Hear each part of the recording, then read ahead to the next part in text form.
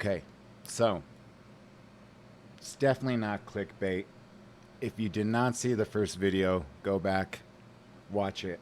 It has a lot, well, more than a lot to do with this whole story. That's why I cut it in half. Let's put a little suspense in it, right? I'm going to be putting across my point of view and addressing, thank goodness, in not similar fashion, but addressing where he's coming from. It was a February morning.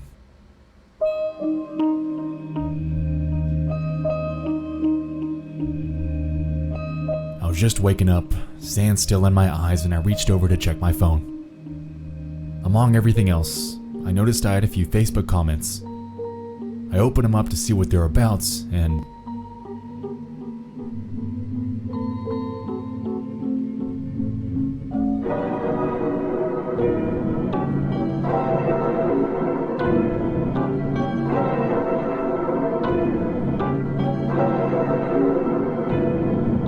God damn it, another ARG. If you're unaware, yes, this is a common occurrence. One of the not so great things about covering internet mysteries is that people are compelled to create their own. And they can get spammy. But I digress. I had things to do, and so I went on with my day as per usual.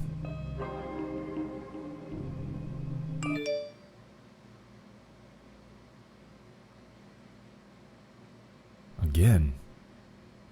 Wait, is this that person or people? Wow. Person?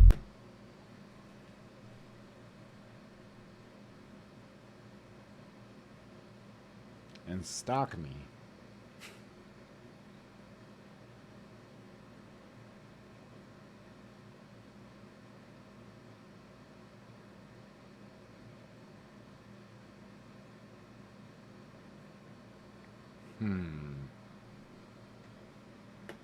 From Facebook seems to be real convinced of something to do with me.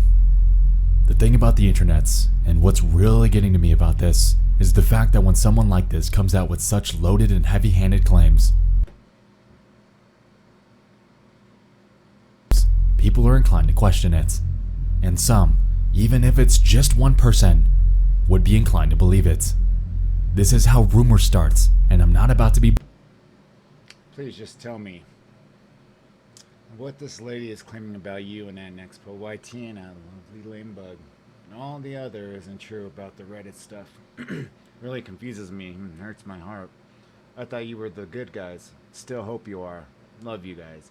Just that in itself right there already just puts that... like, okay, I'm fucking pissed now.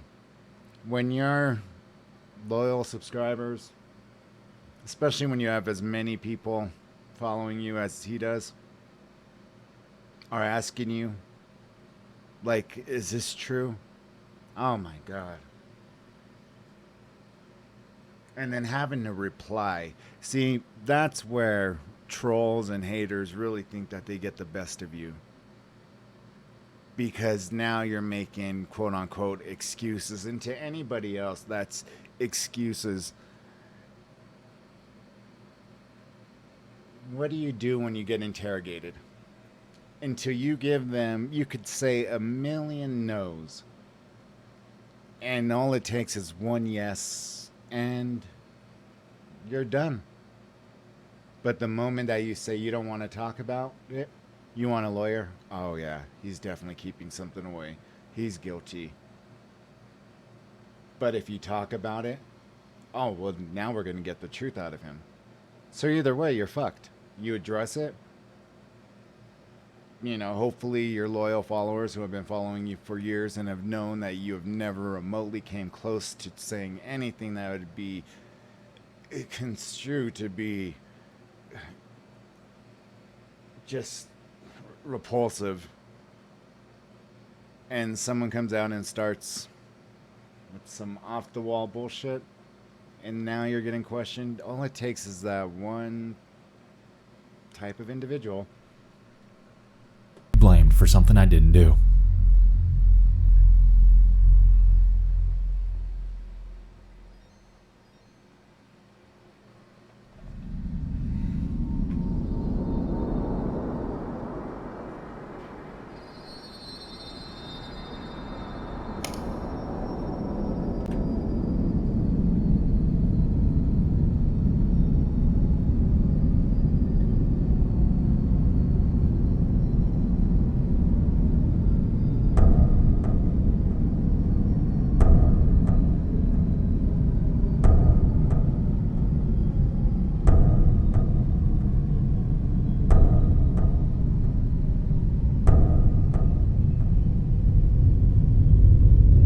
Jesus Christ, what the f was I dragged into?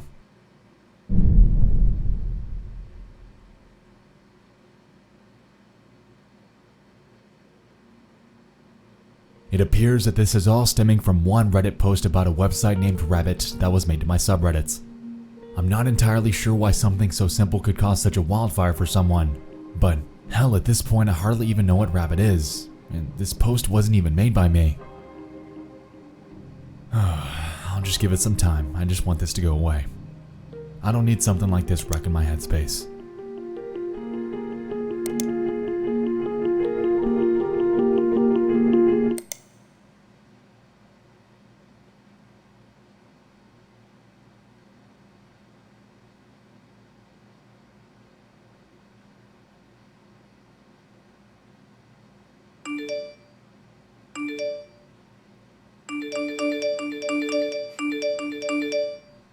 Alright, she ain't letting up.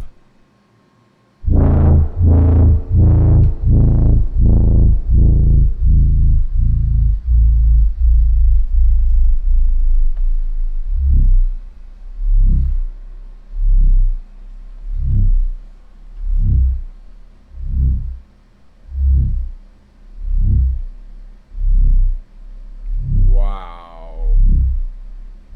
Ryan, what do you want to do? Ignore it. You've got to talk about this. Address it. Ignore it, it'll pass. Address it. Ignore it. Address it, people will understand. You're gonna have to talk about it one way or another. People are wondering what's going on. Just address it. Ignore it, it'll go away. Why are you putting out a statement for something you didn't do? Address it, Ryan. This isn't your problem. Put out a statement. Everyone knows she's lying. Ignore it.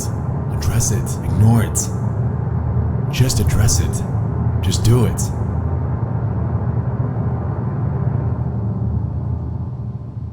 Here goes nothing.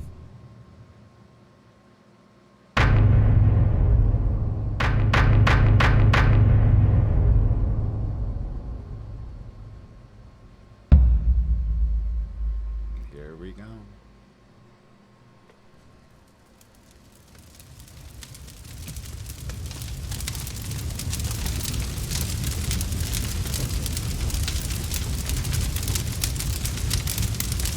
Oh, now she's really mad.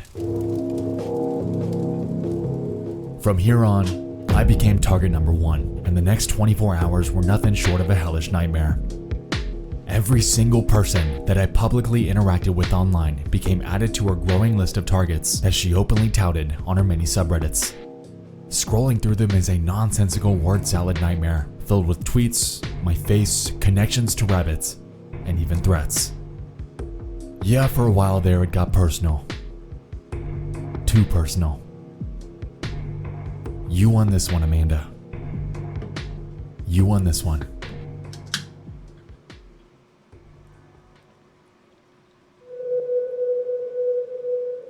Privating my Twitter until release of the next video so Amanda can hopefully get off my ass. Normally I'd just leave it be, but she's begun targeting you guys and my loved ones here, and it just doesn't sit right with me. Could you imagine that? Now, me personally, I haven't really told much of my family that I do this YouTube thing. It's nothing I'm ashamed of or anything. I just enjoy doing this, and hey, if my family wants to see it, they'll see it. I haven't really even told them about the about my upcoming feature film debut. kind of want it to be a surprise, so that's why I'm kind of keeping this to a few friends and to you guys who have subscribed to me, which I thank you guys more than anything else. In saying that, early on, I remember when people were like, well, what's the point of a reaction channel? At first, I think I was kind of leaning towards that side too. I'm like, well, what is the point? But then it got me thinking, excuse me, I've never watched it other than when I get directed to it on Facebook. But I used to love playing Madden football.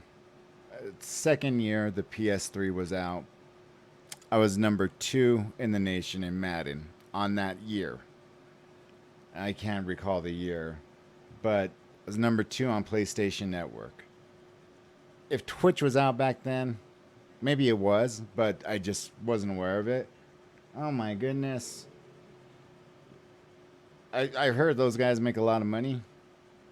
I could have really been rolling in the dough back then, but I just played it because I had, a job that allowed me to have a lot of time on my hands at time. But I also kind of am digressing here. The point is this: people end up watching other people playing video games because it's a form of entertainment. You're reacting to what they're doing. You're either learning a new play, a new defensive strategy, a new offensive strategy, something to implement in your own play next time you go on to Twitch. I don't play video games any longer, but that was something that I would have taken into consideration, or would have hoped that people would have picked up from me when I was playing. Now that I'm on YouTube, I totally see how reaction channels have gained such popularity. It's the same form of entertainment. You're seeing somebody who's incredibly talented, like Mike O, like Nexpo, like Night Minds. I mean, I could go on and on and on. Coffee House Crime. I mean, there's so many people that I've, have covered and reacted to and enjoy thoroughly. And to just give my opinion, there are people that enjoy that. But every once in a while, yeah, you're going to get trolls, haters. And to me, you could go back and look. I'll even like their comment. I'll even give them the little heart sign or whatever. It doesn't bother me. I don't know them. I could care less what they have to say that's negative. If you're going to put some negativity out there, go ahead. Make yourself happy. Please yourself. If you're going to say something positive and uplifting and happy, my likes and my hearts, they're not sarcastic. They're actually really coming from the heart and thanking you guys. And that's why I'll leave, messages. And if I don't get a chance to leave a message, believe me, I read every single DM that I get. And I always try to either reply or, like, or whatever I could possibly do. But for even the haters, I do the same thing. It's not some form of, I'm not going to let them get the best in me, or, I'm not going to let them see that they bother me. They don't bother me. They could see it for themselves all they want. They do not bother me one bit. They're about as inconvenient as me pressing the space bar right now to let the rest of this video play. And that's not inconvenient at all. So, that's my take on it. But if you look at it this way, and really where he's coming from, ignore, address it. Ignore, address it. You ignore it, and people, your loyal fans, your loyal followers, are beginning to ask, is this true? I thought you guys were one of the good ones. So on and so forth. It's like, you're kidding me. My own fans, people who have been following me since I've, started, are starting to even ask if this is even remotely true, there's already a victory in that person's court. One love. Now all of a sudden, you're backpedaling. And if you address it, now it's coming across as if, okay, maybe he did do something, maybe she did do something, but let's see what they have to say. Okay, well, now they're not owning up to it because they didn't mention it. That's just the human psyche. What do cops do? The moment that, and it's funny too, because I was even in a courtroom once where I heard a judge say this. I was there for a ticket, and the people ahead of me were there for something else. I was there for a traffic ticket, but the people ahead of us, they come up in their, I don't know, whatever their thing was, but I remember so vividly the judge saying, if either one of you exercise your Fifth Amendment, and I'll take it as a sign of guilt. And I'm thinking to myself now, I never remotely came close to studying law. I don't know shit about the law, but I thought that's a constitutional right that does not admit nor deny guilt. Does a judge have the authority to tell somebody that? The two parties? That if either one of them exercises their Fifth Amendment right, that she's going to take it as a sign of guilt?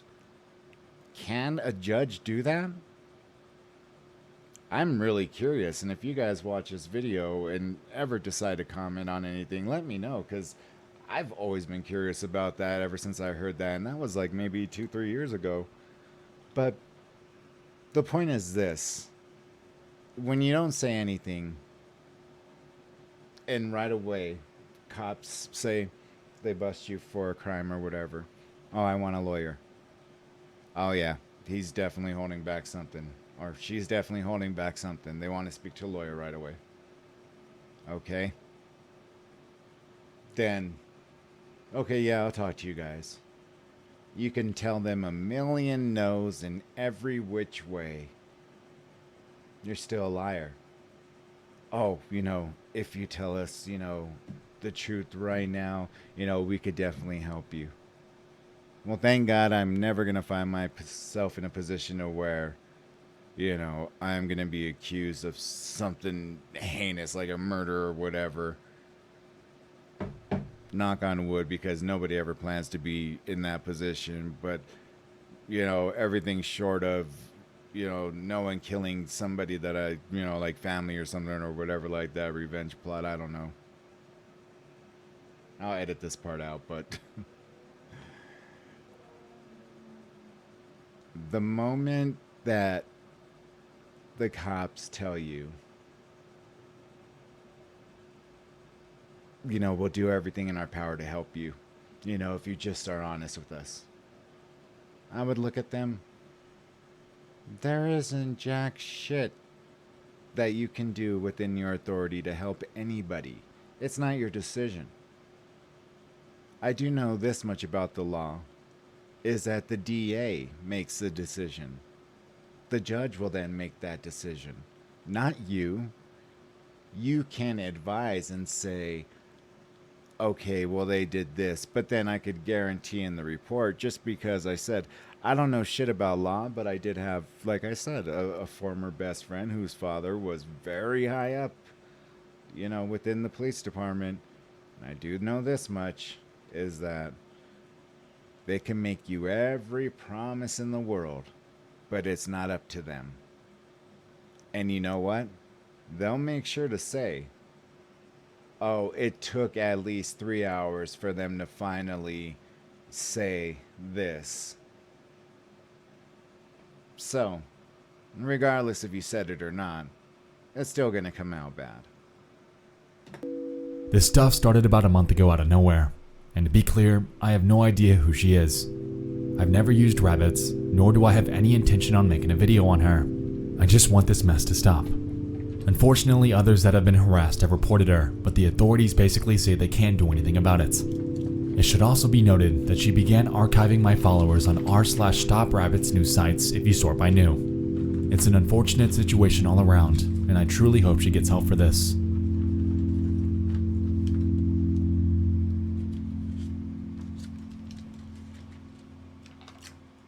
Things got quiet for a while. After a couple weeks under a private Twitter, she seemed to back off a bit. There were a couple of instances of rat accounts getting approved to follow me, but those didn't bother me too badly. I'll admit it was hard forcing myself not to check her subreddits every hour like I'd grown so accustomed to doing. Reading it was an addiction that made me feel like absolute shits because there was nothing I could do about what she was saying. While I was helpless other than blocking and reporting her spam, something about knowing what she was saying about me put me at this strange sense of ease. Like I could somehow control it, like the feeling that she wouldn't be able to blindside me again. She was in my sights and was living in my head rent-free, but we all know situations like that are nothing but destructive. Other than that though, relatively, things seem to be looking up. Finally. But I am so naive. I couldn't have been more wrong.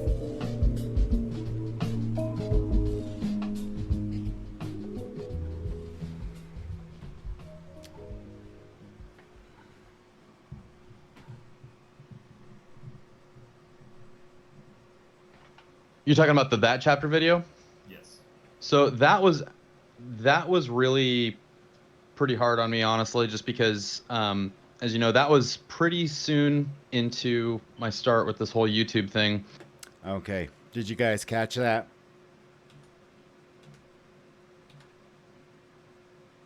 Group of buddies, content creators. They all decide to get together. They all know Mike O is such a good guy. He is charismatic, he's funny, he's clever. He makes really good videos. He does his research. And so, on an April Fool's joke, they decide, hey, why don't we go ahead and, just play a little April Fool's joke. Now, I don't know if that's internationally recognized, but he certainly was well aware of it as he showed up in it and, did a little few things here and there to, just make it entertaining. And it got quite a lot of views. But you will find in the very first video that I posted, and I pause it and I make the comment, there is one person who appears and is very, very well known for the topic that we're discussing. And that's Chris Hansen. Now, in no way whatsoever was it implying that he was taking the hot seat to discuss any type of underage questionable acts. It wasn't even specified. It was just him, Chris Hansen, saying his famous lines. That's all it was. So, again, keep that in mind. You're talking about the That Chapter video? Yes. So that was really pretty hard on me, honestly, just because, as you know, that was pretty soon into my start with this whole YouTube thing. And I had somehow miraculously gotten some pretty big people to join in on something that I thought was going to be really fun. Really wanted to do something really fun with Mike from That Chapter. And what was really discouraging was her habit of going after one person and then anyone that person associates with. And so when I tagged everybody in that tweet, I tagged Justin Wang, I tagged, Loey, I tagged Alex Bale, I tagged everybody that was in there. I want to make and sure she that immediately this is latched onto them.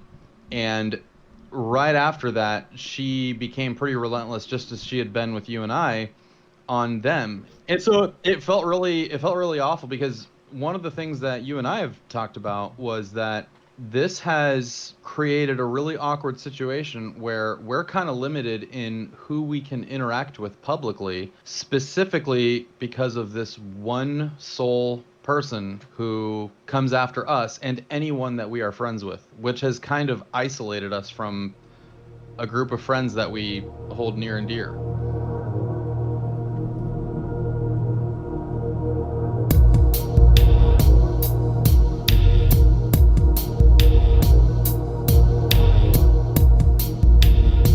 On the 1st of April 2020, one of my good friends, Night Docs, would release a collaborative video by the name of The Dark Side of That Chapter. While meant to be one massive joke towards our friend Mike, little did he know what it would turn into for him. The upload featured a plethora of other creators along with myself, all jumping in to give Mike some heat for the, quote, bad things that he's done to us over the years. And it was all done in good fun. The thing was, I was a part of it. And I was infected. If Amanda's the virus consuming my life, then this video was the catalyst that unknowingly spread it. Yeah, she started harassing everyone else too. Okay. My first experience with Amanda was after I had replied to your post. And so I saw your Twitter thread, and I specifically remember that I replied, "I'm so sorry, Rye, like that's crazy." And it was almost immediately after that Amanda started popping up for me. God, where do I even start? I remember she was very vocal about specifically thinking that I had called her crazy, because I replied, of course, to your post saying that the situation was crazy, which I didn't. You know me, I would not just run on the internet and call someone crazy. So she started getting really vocal with me within those coming weeks. And by April, I had to make a statement of my own. And I had to say, listen, when you reply to my tweets, and it's so embarrassing to have to say that to your subscribers, that they are at risk of being harassed by this person. But I had to make my own statement. And since then, I mean, it's just been a mess. As you know, I am an ambassador for various brands, and one of them being Savage X Fenty. They retweet me a lot and show a lot of like my photos and stuff. And I remember she replied under one of their tweets because I block every account that she has. And that was, I think that's when I realized how serious it was, and that it wasn't just like this person on Twitter stalking me and my friends, essentially. It was like, oh, this can really impact my business. And these are very serious allegations and claims that she's making because I replied to a tweet. I'm sure each one of them could tell their arc of the story, and I'm pretty convinced that they'd all sound pretty similar to mine. Amanda enters your life without invitation, wreaks havoc, and becomes something that you just need to learn to live with. Police can't do anything. Twitter squashes her accounts, however more just keep popping up. Blocking her doesn't do a damn thing, and interacting with her just makes it worse. This woman has so many accounts on so many different platforms that the sheer scale of the operation she's running is so grandiose that it's incomprehensible. Sun up to sundown, she's on our case, making absolute damn sure that our lives are hell because she's convinced that we're all up to something nefarious. One of the most ironic examples of this comes from one of her many Facebook accounts where she's accusing Max, yes, Mama Max, the vigilante predator hunter, of being a pedophile. Wow. If you guys are familiar with him, he is one person that goes after... I don't know why people can't say that word anymore. I mean, it's not derogatory in my mind. I mean, when all of a sudden did it become so censored? She posted my video on her Facebook and called me to a bunch of people. And my first thought was, fuck this bitch. And the crazy thing is that people believed it. Unless these are bots, but these accounts go back pretty far. It's weird though, because I've noticed a strange pattern with these people. They're nice to her. Too nice. and I highly doubt that they're oblivious to the torment that she's caused people for years now. Oh yeah, she's been doing this for years, but we'll get to that shortly. I want to say for the most part, since being a daily uploader and like daily poster, the engagement sort of starts to drown her out. But there were a couple days where like, you know, you go without an upload and she like takes over a comment section and like it pops up, you know, she like upvotes it via her like crazy bot network, and it ends up like showing into like people start asking questions, right? Like, you know, people see the post or like, what do you promote? Like, you know, pedophilia, or are you part of this like, you know, promotion of a pedophilia network or whatever with your friends? And sometimes at first I didn't bother explaining it, right? Like to a random commenter, I wouldn't, because I just let it happen. I'd let them say it and I wouldn't bother acknowledging it. I'd keep it out of the whole fray. What really got to me was where my mom came up to me and she's like, she asked me, because my mom's my biggest fan on here. So she'll like follow a video, she'll read the comments and shit. Right. And she read the one comment from her, and like, when your family starts asking you if you're, you know, defending of a pedophile, like that's such an awkward conversation. Like, of course it's a no, but it takes away, like, it's just a conversation you don't want to have, because now it's going to be like forever stuck and they're always going to remember it. And it's just like, it pissed me off to the point where it's like, when you have questions, when it starts bleeding into your personal life, yeah, fuck it, dude. There's no, like, the rage that I had built like 100 times over, because I was already aggravated and pissed at her, but now it's like, now it went from like, oh, I'm pissed at you, to now I'm like, I want to fucking bury you. Like, I want to fucking dig a 6-foot hole in the ground and fucking throw you down it. Like, I shouldn't even be saying it, but that's literally how I feel after dealing with her fucking psychoness. Because the thing is, I would chalk it up to someone being fucking crazy, but like, this is like somebody just like, this is beyond crazy. This is beyond a fucking illness. This is like malicious as fuck at its core, and that's what I'm getting from her, dude. Fuck it. Fuck her. Fuck Amanda. Throughout April and May, her reign had spread to multiple fan bases within the internet mystery genre. While things might have seemed like business as normal, the actions we were taking behind the scenes proved otherwise. We began a hunt for information on this person and realized that discussion about her preceded our involvement entirely. I hope you have a snack handy, because we're about to go back. Ladies and gentlemen, let's dive into a rabbit hole.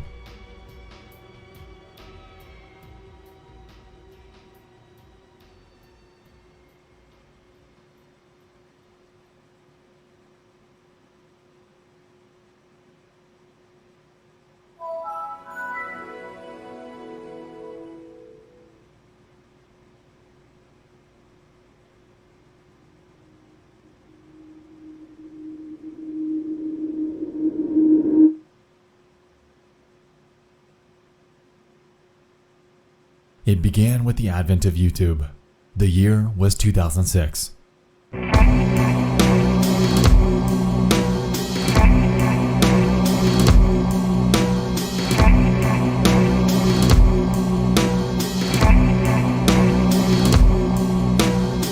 channel entered the digital space, uploading mostly nonsensical home movies involving dancing and family photos. And for what it's worth, people seemed to enjoy it. These were run by R. Amanda Jenkins, an avid fan of metal, deathcore, and hardcore punk music, as hinted at through the distinct visual style portrayed through many of her uploads. Over the years, she'd cycled through a plethora of usernames, all having to do with the words core, skulls, stompy, and variations of her real name. Things get a bit hazy for the next decade or so, as she shifted from username to username across various websites. However, in 2014, she'd eventually make her way to one named SuicideGirls.com, where she'd end up amassing over 125 followers. For the better part of a year, she'd make periodic posts to the websites, curating a community that appeared to be mostly supportive of her personality and style. Now, quick side notes.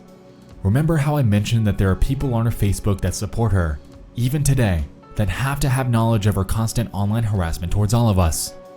I'm not gonna delve into how she met them, because I honestly don't know.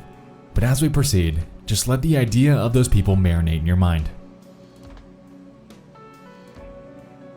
Anyway, around 2015, she'd expand her presence into other content sharing websites, one of which being an early example of her many ventures into controversy.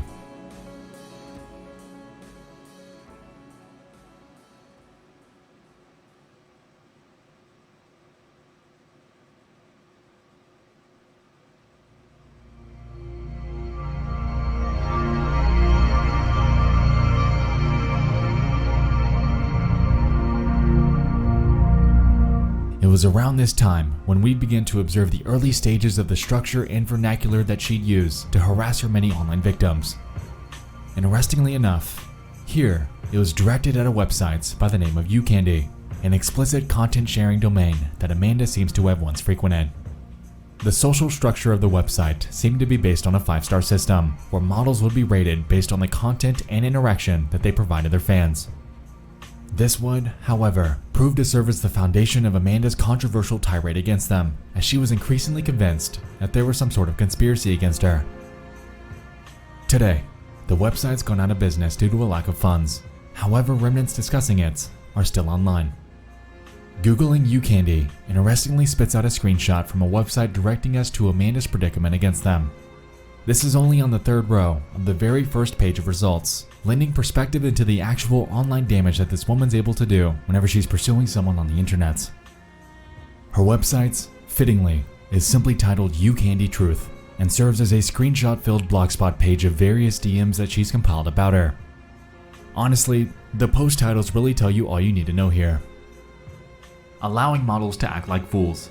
Video proof of UCandy refusing to send me proof I cheat and of model Casey Jane stalking me. Now UCandy is going to call the cops on me. The tweet they had up, then removed using my legal name. Epic fail by UCandy and its fake sites. UCandy threatens me to tell sites lies about me. Unprofessional all around 100%, proof they steal money from men who go on the site.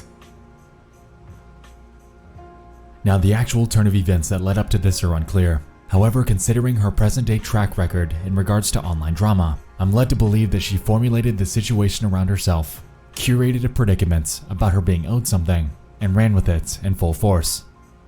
As expected, she then proceeds to spam their email, Twitter, Facebook, websites, what have you, until they give in and engage with her, giving her the heated response that she appears to thrive on. In a response email to Amanda from UCandy's moderation team from February of 2015, we can observe much of this logic in action. This notice will stay on our site until all the nonsense stops and you remove your untrue blogs and stop tweeting lies. You were banned and you were paid in full and no one lost any money or tokens, and you know all this full well. You started this. You can just as easily stop it. If not, we'll continue to display this notice and tweet it several times a day with your Twitter names if need be. We'll also contact all the other sites you're currently on, such as Extra Lunch Money, Free Live Friends, My Profile, Need Live, My Girl Fund, etc., and advise them of your actions. From one site to another, we warn each other of users like you when we have to. Your call. We will not be discussing this further. Feel free to post this on Twitter. UCandy Admin. As you might expect, this interaction didn't do many favors for them, as Amanda would continue her pursuit no matter the outcome. An interesting tidbit I'd like to note here is that soon after this, UCandy, in a bizarre parallel to the actions happening now, would take their situation public, further issuing a warning to any unsuspecting passersby who might come into contact with her in the future. Paige Stompy, aka Core Stompy, Blissbound Girl, Stompy Rebel, Amanda Jenkins Riferson. A few models have reported that the above named person has been saying untruths about UCandy and other models and users of the websites. Even though we're reluctant to discuss individuals, we would, however, like to set the record straight by saying that, as many of you are already aware, Paige Stompy was banned from UCandy for cheating in the weekly contest. She was also caught creating fake users and using those users to downrate other models' content on the site. All these users were also deleted and banned from the site. It's since come to light that she's also been banned from several other sites for doing the same thing. When banned, she was paid in full. We did not have to do this. However, as an honest company with a very good reputation, we paid her in full, regardless of what she'd done. She was also provided with a full statement so she could check the amount was correct. One of her fake users, or a very gullible follower, also claimed on Twitter that they were banned and lost tokens. We only ban users who break the rules to keep the site at a high standard for those that use it. None of the banned users lost money or tokens despite what they're saying on Twitter. Unfortunately, since this was one of the many screenshots from Amanda's websites, the rest of the message is cropped out. There are two things in this bulletin that I'd like to highlight though. she was also caught creating fake users and using those users to downrate other models' content on the sites. And one of her fake users, or a very gullible follower, also claimed on Twitter that they were banned and lost tokens. This is notable since on her present-day Facebook page, people unconditionally support her. This has led me to believe that, much like UCandy's claimed, maybe these are alternate accounts made to artificially boost her numbers and make her appear more relevant than she is. Either that, or perhaps her Facebook audience, full of people showering her with hugs, support, and positivity, are runoffs from her time spent on Suicide Girls, UCandy, and the many other websites she frequented in the past. Is this just an adult's way of wanting to be more than what they are? For instance, creating more sites to, I don't know, let's say you get somebody who's brand new on YouTube and creating like 100 different, subsets of YouTube accounts and, liking that person, or doing the same thing on Twitter. I mean, is that just an adult's way of wanting people to like them? I mean, what are they getting out of it, I guess, is my question. Now, while the quantity of Amanda's online footprints and interactions proved to be substantial, ironically, this would appear to serve as the catalyst for her descent into madness. To illustrate my points, let me finally redirect your attention to a niche little website by the name of Rabbit. The video streaming domain allowed users to watch online content together with a live chat off to the side, and it's an idea that's been mimicked numerous times by various other hosts over the years. Unfortunately, Rabbit had a relatively short lifespan, only having been online from roughly 2013 to 2019. However, its eventual demise was something that wasn't without controversy. Like we hinted at prior, Amanda was and is absolutely convinced that she is the sole reason that the website went offline. But was she? I got into contact with a few people that were there when this was all happening, and feel that I've gotten the rough gist of what played out in mid to late 2018. And it goes a little something like this.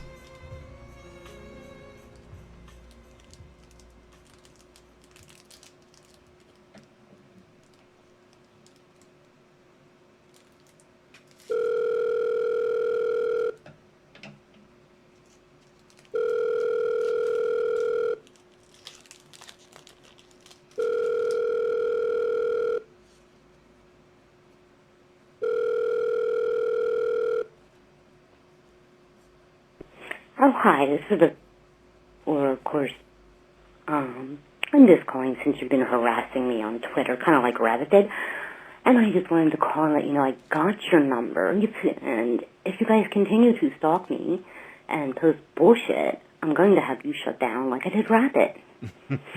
Don't screw with me, because I will legally do what I had to do and go to the FBI. I don't think rape's funny. You guys are making a joke out of it. I don't appreciate it. Someone actually broke in my house and tried to rape me after Rabbit allowed my number. Oh my god. Wow. Home number to be posted. I'm not dealing with all that again. Leave me the fuck alone. Do not call this number back either.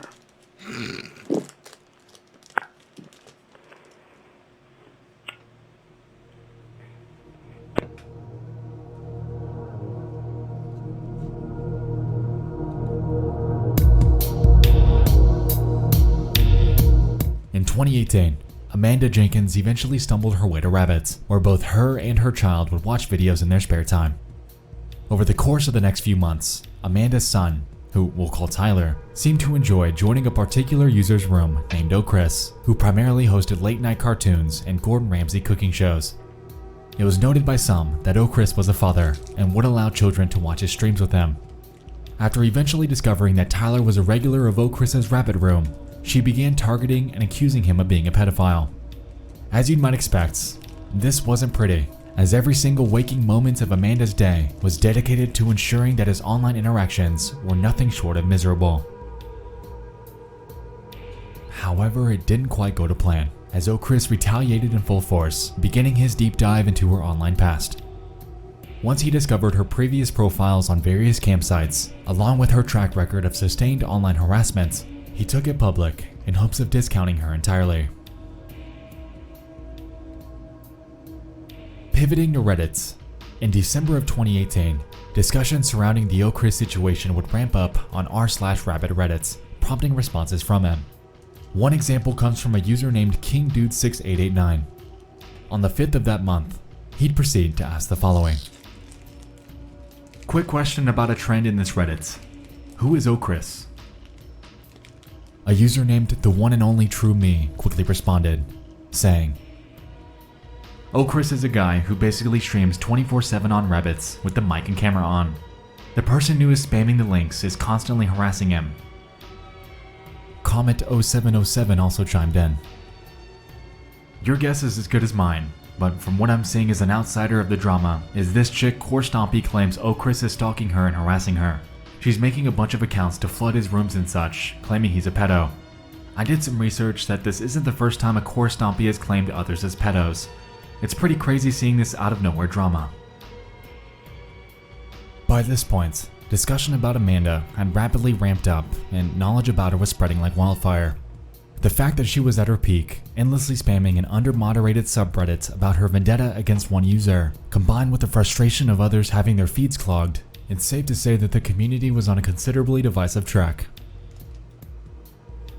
Backing up to November, during the advent of her involvement with rabbits, we can observe a post by a user named Califer, claiming, Yikes. If this is true, be careful. The link's now dead. However, a quick glance at the URL shows us that it's from one of Amanda's Facebook pages. I'm led to believe that it involved Amanda calling Ochris a doxing predator, as she'd grown so accustomed to doing, and this person ran with it. In response to this though, Ochris would release a lengthy explanation, claiming the following. For the record, I did not dox her. I simply searched for CoreStompy in the Rabbitcast to find hundreds of results with the same story, of Stompy harassing and falsely accusing people of this type of stuff. For her, it's some mental battle, and unfortunately I'm stubborn and will not say sorry for kicking her from the room. I will not go into depth because I feel like she just seeks attention and is good at obtaining it. However, I will continue to use Rabbit and stream content regardless of how many accounts she makes or the lack of website security. I feel like it'd be a great asset to help in the community of Rabbit change and be more mature. But then again, it is the internet. I am usually on camera and speak in my mind, which unfortunately attracts people to try to come and troll the chat while being off camera. I'm not sure why the Rabbit community is so anti-cam and anti-mic and typically harass people on cam, but I'm used to it by now and will continue to cam up. Rabbit's a great platform and could be a big deal in the future, and that's why I stick with it regardless of how awful the community is sometimes. The staff are actually forgiving, and I'm not sure why Stompy is targeting them or making accusations, but hey, not everyone is all there mentally, so I still try to reason with her after nearly 2 months of her spamming my room on random accounts. It shocks me that I am this patient about it, but it might be because I understand where she's coming from, and I myself have confronted pedophiles on websites like YouNow, only to be banned numerous times. Anyways, I've tried to keep this post short, but got carried away. If you happen to be Rabbit staff and are reading this, I've mentioned many ways to easily secure the site and safeguard users. I'd be happy to help in my spare time to report bugs, exploits, glitches, and suggest fixes and make the platform a better place. You can find me at rab.it/Ochris, but unfortunately due to the amount of fake accounts adding me, I don't respond much to friend requests. If you still choose to call me names or not believe me, that's fine. Because after all, it is the internet and people are on it to waste time and or entertain themselves. You could do what I did and Google search CoreStompy and see for yourself the extent and history of this person on the internet. But beware, you might get in trouble for doxing. That's sad. Peace out, people. Ochris. From here onward, Rabbit never actually did anything about Ochris since they claimed that he wasn't breaking any rules. Since Amanda was constantly harassing him though, she was found to be in constant violation of TOS, resulting in her accounts, and all of her alternate ones that would follow, to be banned. I'm led to believe that her vendetta against Ochris, combined with the fact that Rabbit staff simply didn't take her side on the issue, had birthed a wider grudge against the platform entirely. Since this was the case, if you are or were at all in any form or fashion connected to rabbits, then you're complicit in siding with the website that sided with Ochris, someone that Amanda was dead set on believing to be a predator. With that in mind, as we know by this point, since someone made a post about rabbits to the Nexpo subreddits, then Nexpo must be associated with rabbits, and by proxy, a supporter of Ochris, right? Well, no. I'm not. Yeah, that's why I'm tied up in all this.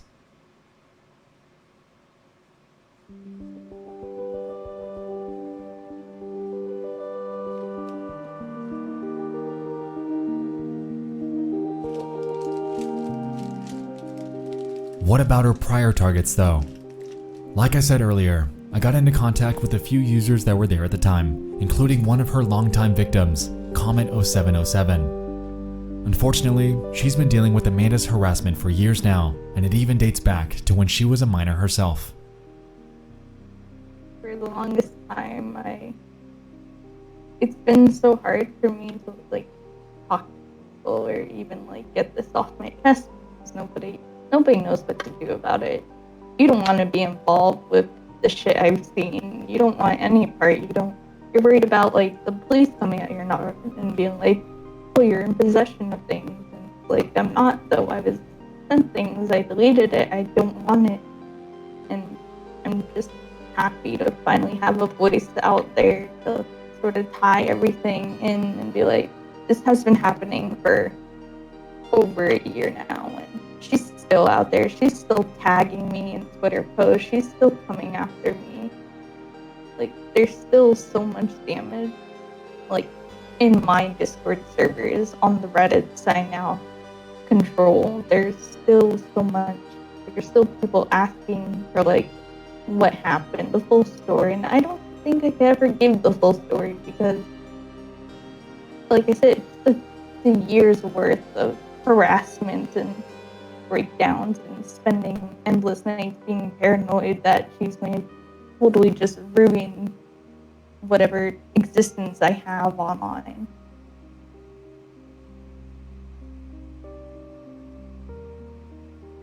By 2019, Rabbit shut its doors due to a lack of continued funding.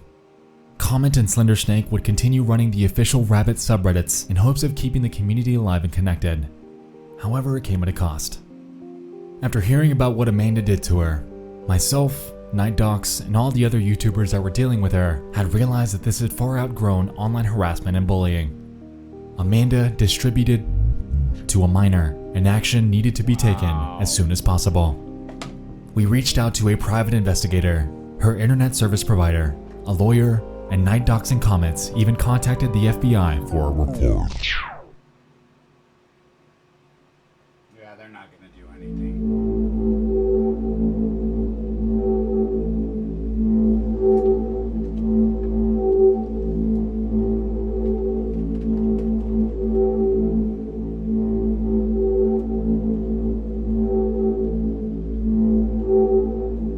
Upon further reflection, I'm going to end this video a bit differently than I originally intended, because for some insane reason, what Amanda had done hadn't really hit me. I was originally going to end this with a quick wrap up saying we called the FBI about it, and that we're going to get through this. Happy redemption arc time. But no. No. The FBI don't do shit. What's something that entrenches you in anger?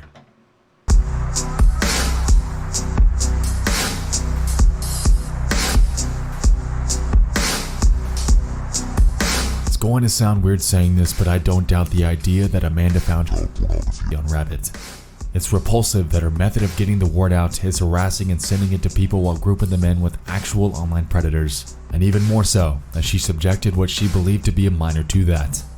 Of course, we've reported this to the proper authorities, and I hope to God we hear back. But I'd be lying if I said my hopes were high. Back during that phone call NightDocs made, they didn't exactly seem interested, and that really frustrated me. I know Kids Chat wasn't the only one, and if Amanda did find something on Rabbit, then it's a hell of a good thing it shut down. We know though. Oh, we know that there are other chat rooms and hosting sites out there facilitating some of the most revolting activity by those that deserve to be in prison, and I refuse to stand for it.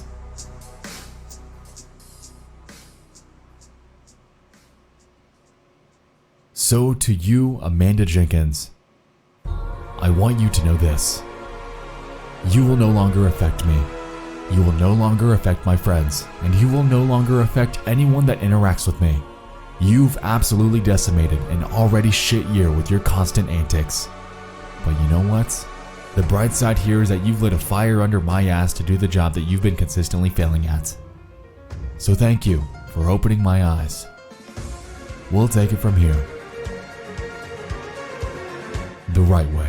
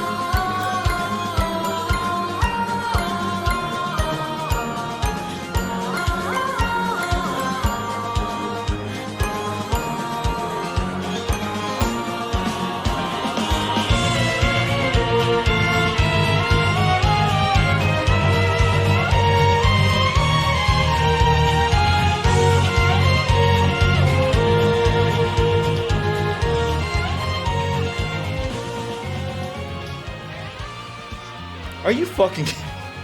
Oh my god. Oh my god. Hold on.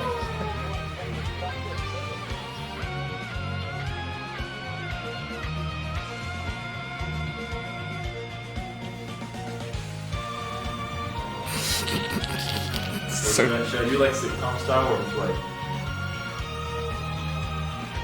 Yeah, that's cute.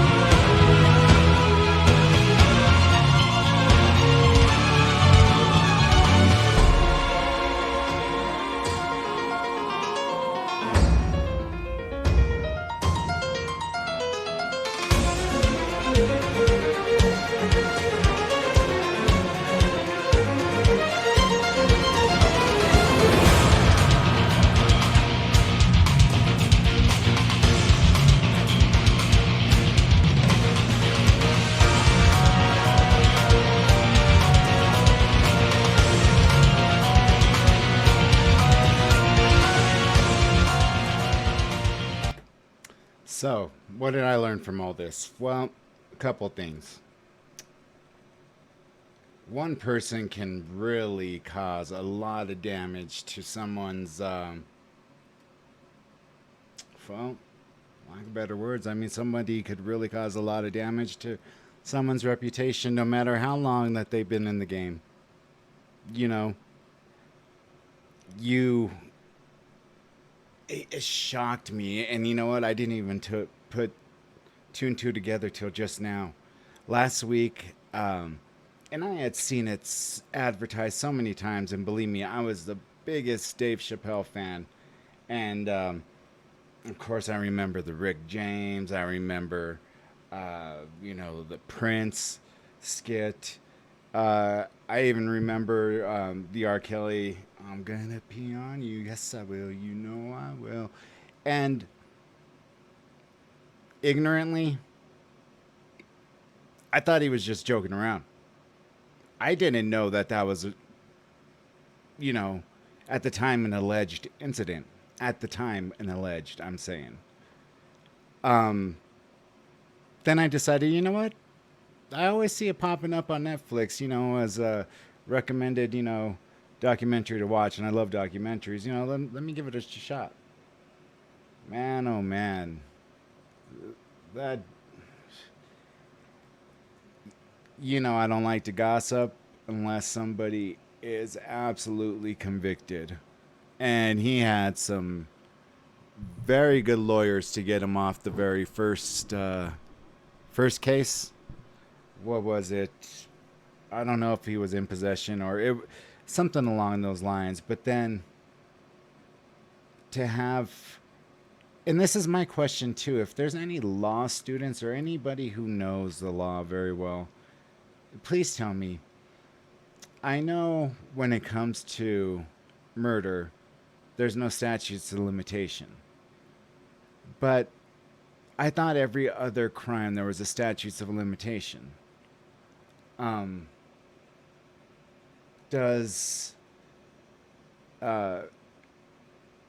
would imagine violent crimes like aggravated assault or that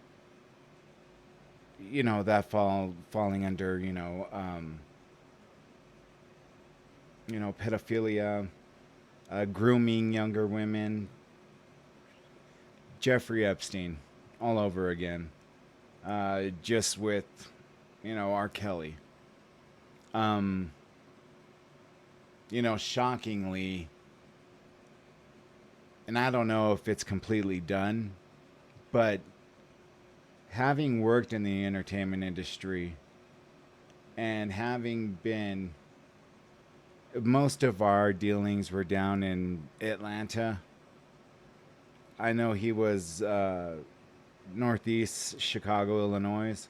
Never ran across the dude, never met him. And when they started playing I Believe I Can Fly, I mean, they played the living shit out of that. And even people that I knew, oh my God, Don't Go Chasing Waterfalls. I cannot stand to listen to a second of that. I mean, and these were women that I knew because of the producer's mentor. I'm like, this is awful. Like, they played, I Could Believe I Could Fly. All my life, I waited for someone like you, Jodeci. And Don't Go Chasing Waterfalls. And the funniest thing, too, is while TLC comes out with No Scrubs, there they are filing for bankruptcy. I always thought that shit was hilarious, but nonetheless, that's what happens when you pick, a bad manager, for dealing with your money. But anyways, nonetheless, I decided to watch this R. Kelly documentary, and man, oh man, was he one sick fuck. Jeffrey Epstein had this, what was her name, Giselle Maxine or whatever. She was indicted on helping him, groom these, or she was grooming these women. And what about R. Kelly? I mean, many of these women mentioned, different men. I don't know if it was his tour managers or what. I don't want to lay the blame on innocent people, but I'm just saying, it doesn't sound like any of those fools were innocent, because he's sitting there, and I remember his tour manager saying at one point, man, we got to pray because this videotape. Man, how are you going to be praying to God saying that, please, protect me, watch over, take care of me, because there's this video out there of me with underage women? How the hell do you think the Lord's going to bless you and watch over and take care of you with that? If I was that tour manager right then and there, I am not going to get my shit wrapped up in that. And you know how many times in the music industry, people will roll the fuck over you. So I'm telling anybody this who's ever asked me advice, who's private messaged me, who I've given advice to or whatever, if you find yourself, on the path to success, and you find yourself not necessarily managing, let's say you find yourself next to the next Juice WRLD. Did you see how many enablers he had around him? And I always talk about people being real and people being fake in the music industry. And this is going to wrap right back around to what this whole thing is about. People in the music industry have no fucking problem laying their problems down on somebody else just to get their shit, free and clear. And so when it takes somebody like a Dave Chappelle to come out with a funny ass skit, they don't like that. Believe me. And before all this Will Smith shit happened over a stupid, little joke, I guarantee you, if R. Kelly had the balls back then when Dave Chappelle was making fun of him, this and that, and if they were in a room together, I don't think R. Kelly would have approached Dave Chappelle and, would have slapped him, because this is before Dave Chappelle started getting yoked. So, my point is this. If any of the advice that I've ever offered, or any of what I've told you, my experiences in the music industry, don't you ever be a fucking yes man. The moment you find yourself being a yes man, there is a target on your back, and you really do become the weakest link. You really do become caught up in that dog eat dog world, because you become a yes man, it's all downhill from there. I don't care, especially because I've only worked in the hip hop industry. Like I said, that's not where my style of music lied. But how they are raised makes a huge difference. You see, Juice WRLD wasn't going to roll over on his people. You know why? He wasn't raised ghetto. He wasn't raised in the hood. He was raised in the suburbs. Lower middle class suburbs. All of a sudden he finds himself, dude has obvious freaking talent like none other, but then he finds himself easily addicted to opioids. I mean, I've made my confession on here of how many Vicodin I used to get prescribed every month, and I was like, damn, this shit's in excess. And then when I see my father die of Percocet, I'm like, fuck this, I don't want this. But you all know how he died. Ingesting 60 oxycodone pills because it wasn't the FBI. Who was it? The DEA was there waiting for him at the airport, and it didn't matter how much Narcan they used. I mean, he seized from taking that much opioid. And I mean, an accidental overdose. Yes, did he think his body could take it because he was so immune to opioids? I don't think he had the intentions of killing himself. But what does that have to do with what's going on right here? Because this woman has been going around everywhere, and people have been, like he was saying, unless she's creating these other accounts to where, it's making her look like she's making a difference, she's ruining people's reputations that people have strived for. And that's what I'm saying about people like Juice WRLD, that he covered up for people that were ghetto, that were hood, that were part of, this gang-banging crew, and that he had easy access to drugs for. People don't like when I say it. The same thing with Tupac. Tupac didn't come from no ghetto. Tupac was very extremely talented. He went to Juilliard. Was he East Coast, West Coast? No. But he was very creative, very smart, very bright. But he was no gangster. Snoop Dogg even said that himself. Just watch when he talks about Snoop Dogg or Tupac and Nas meeting for the first time. Snoop Dogg, straight up gangster. He knew. But you don't see these gangbangers rolling over that often on their people. You wouldn't see Juice WRLD do it because I think he was in over his head. That's why he took all these pills, trying to keep other people out of trouble.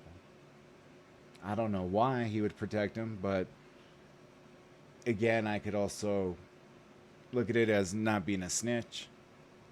And with this girl, creating all these subsets, personalities to try to attack these individuals who are totally against that, who have made videos, bashing that kind of behavior and to be questioned by your own family. All because they had an April Fool's joke with Mike O from that chapter. And bravo to Mike O for not even giving it the time of day, because I looked everywhere to see if Mike O ever addressed it. Never did. And that's why he's still, to this day, my favorite content creator. That's why I always say his numbers need to be much higher. So, in closing, like I said, I know I go off into different directions trying to make one point. And just like he said in the beginning, do I address this? Do I ignore it? Because it's not going to go away. And they made a stand for themselves, and good for them. That they dug deep enough in her past to say, you know what? You're not going to intimidate us. You know, we're done with this shit. We're going to expose you.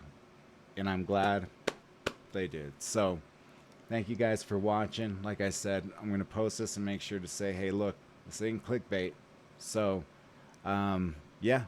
Hope you guys enjoyed the first part. And this will be up pretty soon. So, till then, hope you guys have a wonderful night. Peace out. And I'll see you tomorrow.